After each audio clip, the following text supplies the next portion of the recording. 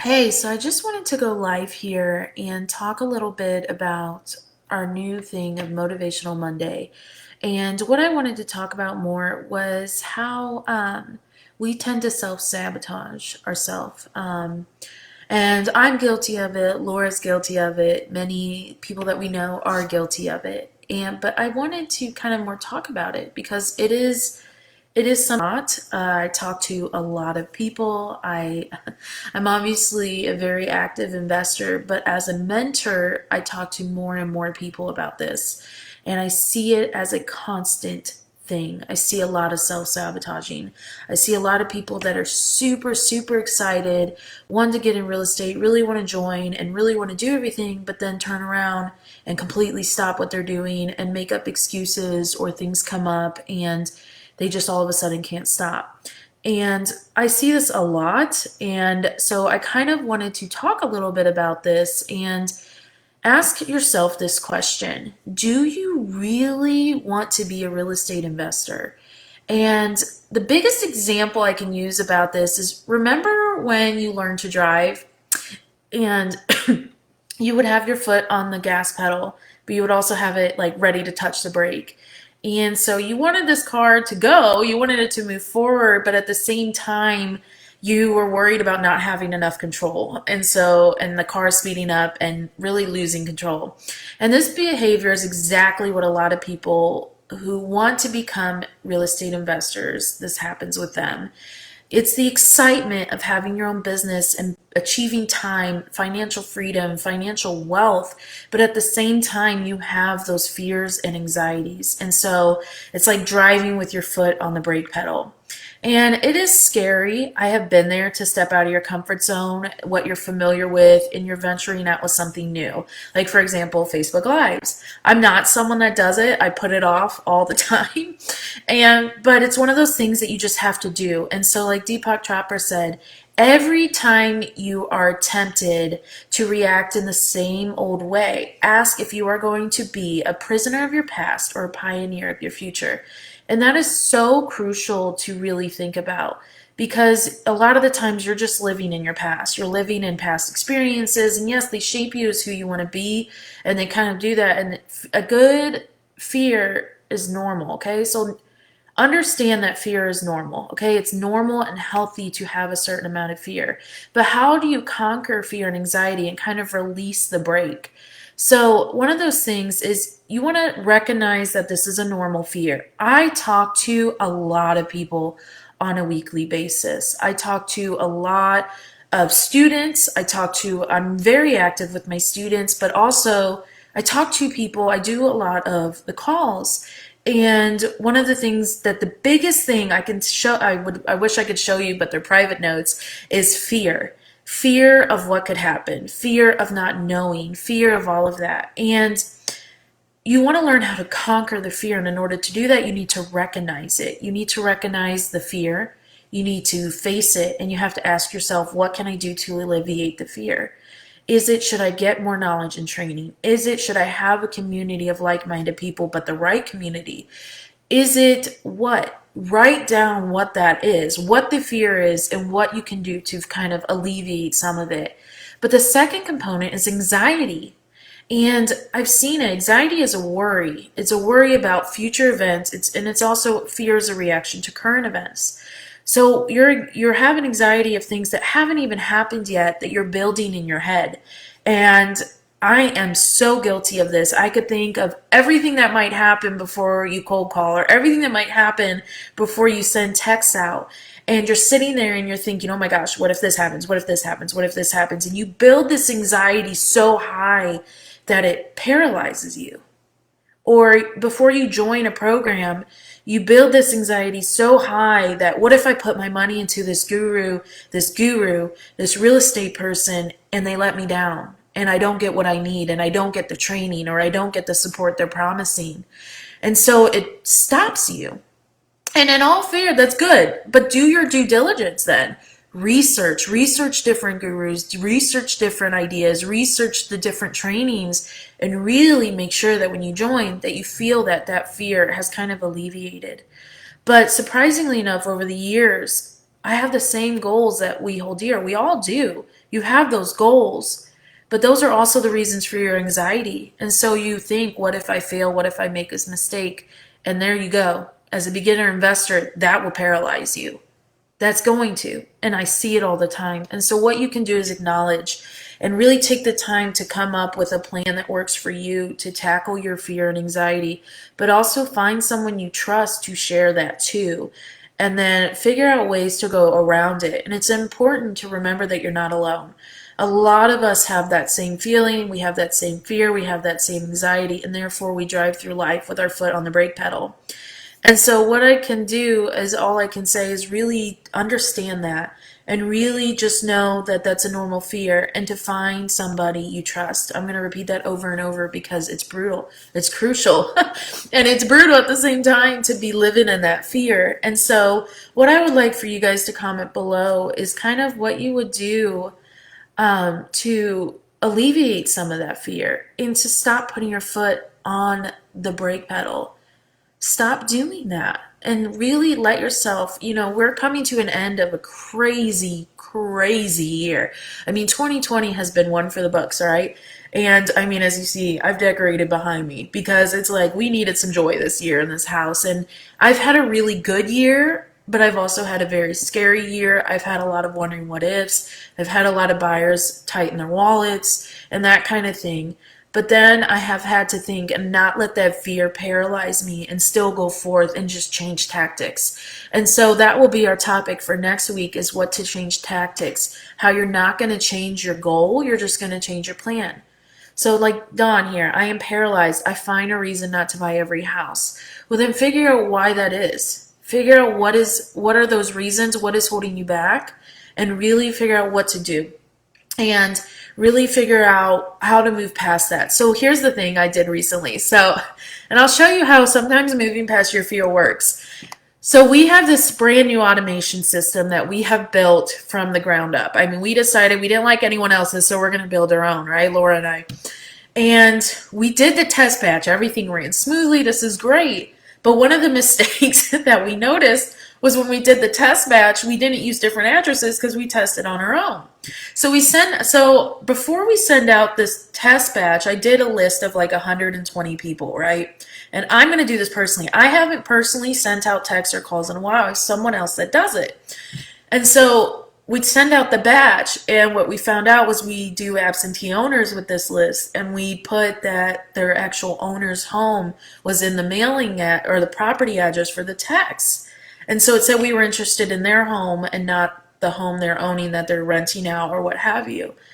Well, what had worked out was right before I was really scared to do it because I haven't done this in a while, okay? So I haven't done texts, I haven't done calls. I'm not that kind of person. I don't like doing it. So I did it for the first few deals, and then I immediately started delegating that out. But I was like, I'm going to do it this time. I want to test. I want to see it. I'm very much in control of what's going on in my business so that my VAs and the people I work with can't run me over. And so I sent out the text, but before that I was terrified. I was like, what if I get mean texts back? What if they call back cussing me out? All these things. What if I get on the phone, still to this day, being like, I don't know what to say, or they ask me questions I don't know. Because I was like, what if all this happens? And then I thought, well, what if it works out anyway? What if I do this and things happen for the best? And what if I don't have to know everything? I have a mother that knows enough. So worst comes to worst, I get off. I have a mentor that I trust, someone that I work with, a business partner, that I can answer questions that I don't know. So I sent out the list, terrified. I pressed it, and believe it or not, 5 years into this, I still sent it out with shaky hands. And realized later that the list was sending out wrong, but in the beginning, I got responses. No mean ones this time. When I did it before, I've got mean ones, but no one mean.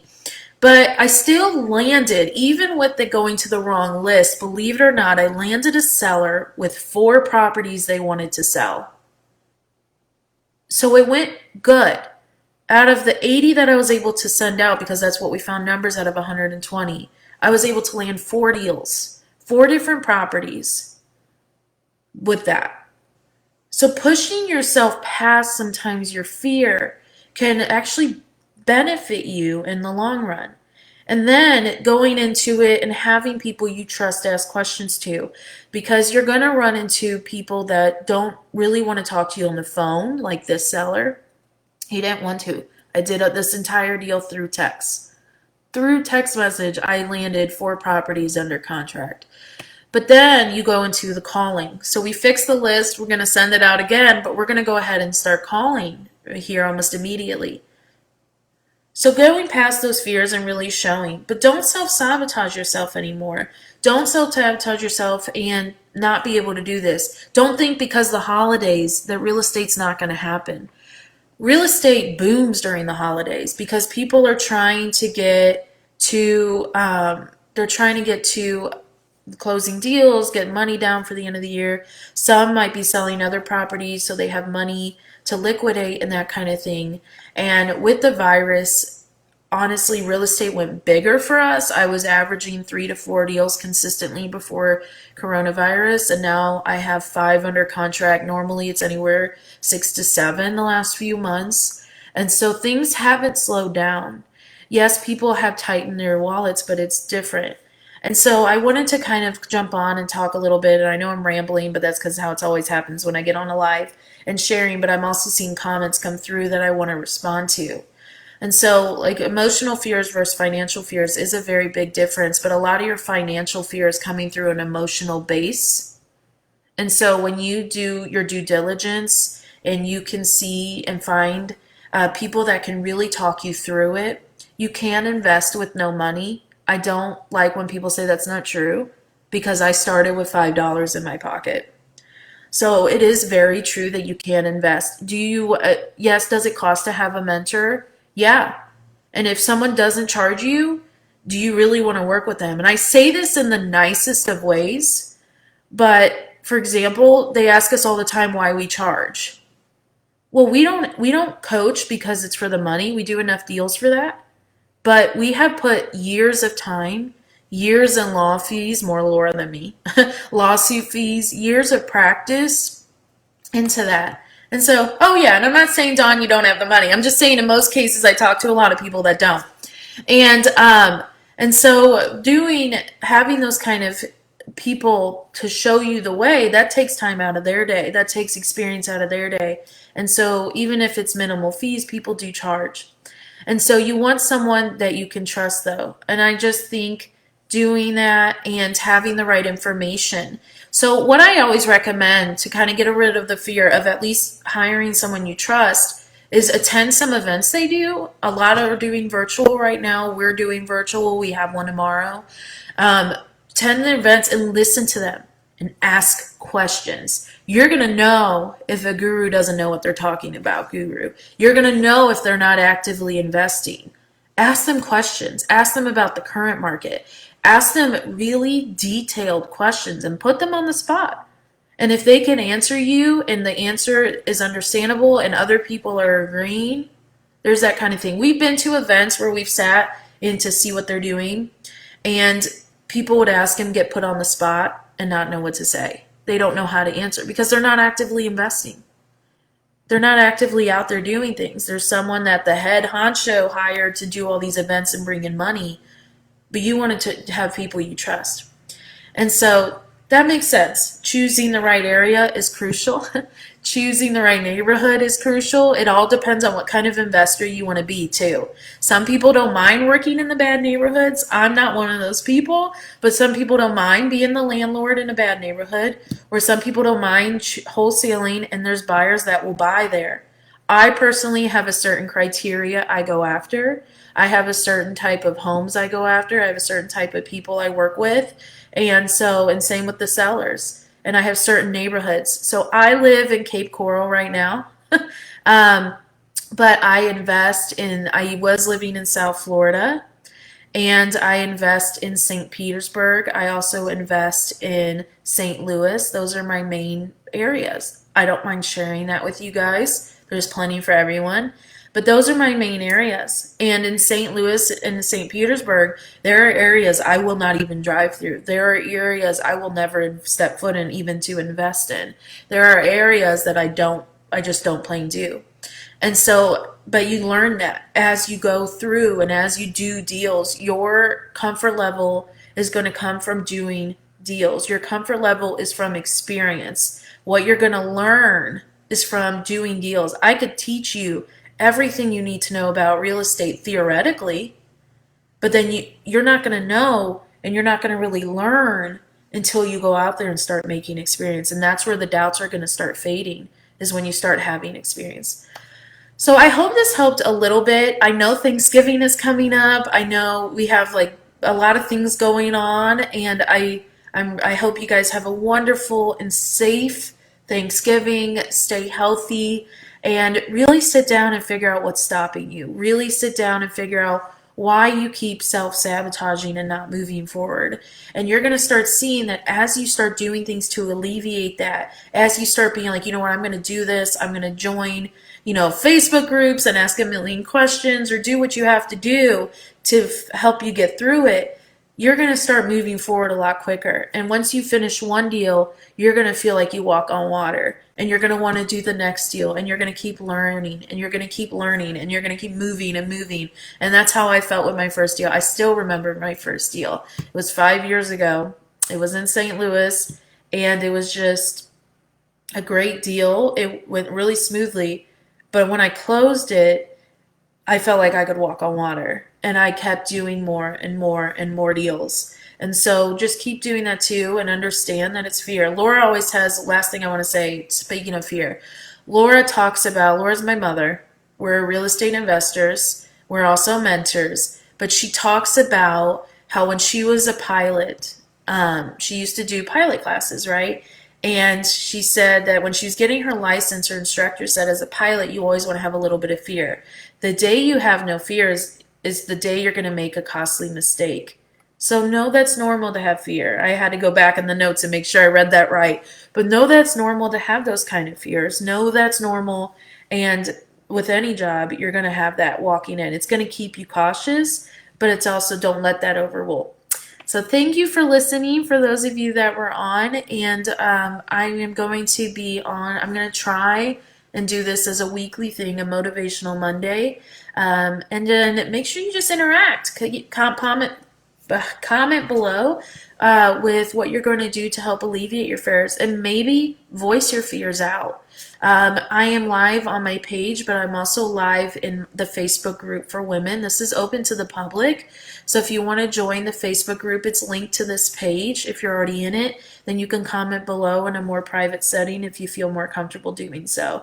So do that. I'm going to be reading them. I am the one, believe it or not, posting in the groups all the social media, because I actually do genuinely enjoy interacting with you guys. So when I'm asking questions, it's literally because I want to know.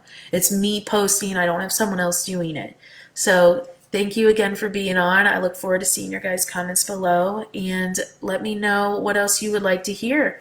Bye, guys.